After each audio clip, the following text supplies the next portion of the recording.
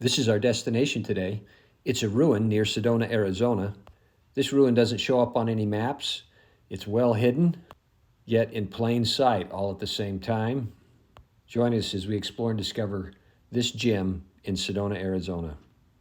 I just bushwhacked up through this section. I happened to be hiking in this canyon and saw what I thought might be a ruin. After taking out my binoculars and looking up on the side of the mountain, I thought it might be a good opportunity to explore and discover to see if they really were ruins up this canyon. What you're looking at is the first 1/3 of the section that I bushwhacked up through. What's cool about this is I've hiked up to this little saddle. I'm actually going to probably have to drop a little bit to make it over to those ruins, but it's kind of a cool view. Looking back up towards the canyon that we hiked into. It's right up against that mountain, and then back across this saddle, this huge monolith right here, kind of cool looking. And then back down around to where we bushwhacked up to this little saddle. I hiked along the base of the cliff for much of the hike. I came across a few cavities. This is a cavity that I came across, looked like it had some wildlife activity around it. And another little slot next to that cavity.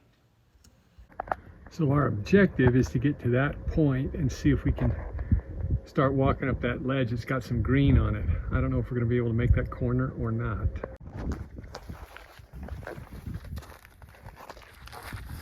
This is one of the slots.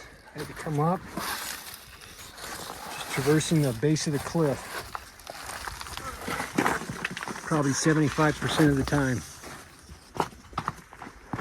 Right around the oak tree and up on that white ledge that I showed you earlier. So I'm currently on the white ledge with the greenery. So we're going to try and head down that greenery and see how far it'll take it. When we get to the end of it, we should take a couple of steps up to the top. I'm not sure if it's possible or not. So I'm on that white ledge where I had to turn and start heading up towards the ruins. You can see down below what we had to bushwhack up. We basically stayed next to the cliff on the right side of the canyon as you're at the head of the canyon. At the mouth of the canyon, then you're going to come up the left side, and that's right down that angle right there. Once you get up here, it's really an easy little corner around an oak tree, and up we go. So the question of whether or not it was a ruin is answered when we get to this point.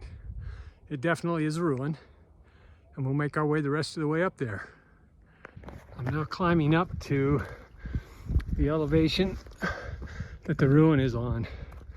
See by these big rocks. I'm just about there. I'm not sure I'm going to be able to make it. It looks really steep here in about 20 yards, but the ruin is just around that lip right there. This may be as close as I get, but we'll keep trying. You can see the two black stripes that represent waterfalls. That's where the wall's very steep and difficult to cross. As I crossed it, it wasn't the two waterfall sections that were bad. It was the little bulge in between that left you wondering if you were going to actually make it across. There's the ruins. Pretty cool. Great hidden gem. Not near any trail. You can actually see it from the trail if you are looking for it, but then you got to get up here to actually find it. I've been to a number of ruins, and it's interesting to compare the similarities and the differences between the ruins. I often wonder what's authentic, what's not authentic. For example, the largest rock on the left at the bottom has a mud handprint on it. I don't know if you can make that out or not, but a mud handprint would suggest that it's not that old. Other differences or similarities, there's no granaries near this dwelling. I even followed the cliff face back up into the point of this canyon, looking for a granary and found nothing. I looked for them on some of the lower cliffs as well, but never found any granaries or any of the bedrock mortars or grinding holes. This one has a vent hole similar to most ruins that I've been in. And as you can see from these footprints, someone's been up here. I don't know how recent. This is all protected from the weather. I'd seen little to no wildlife sign on this hike. A little bit of ringtail and coatimundi, but here's something up here. I have no idea what it is. This is looking back at the ruin. I've gone through it. Now I'm heading back. I went as far as I could to the edge. It looks like some larger rocks have been piled up and then softer dirt pressed in, so it would be a flat surface to build the house in. I went to a canyon with ruins in it a number of years ago. The south-facing wall had 3 sets of 2-story ruins. It was quite extensive. The north-facing wall had 2 little ruins near a mine.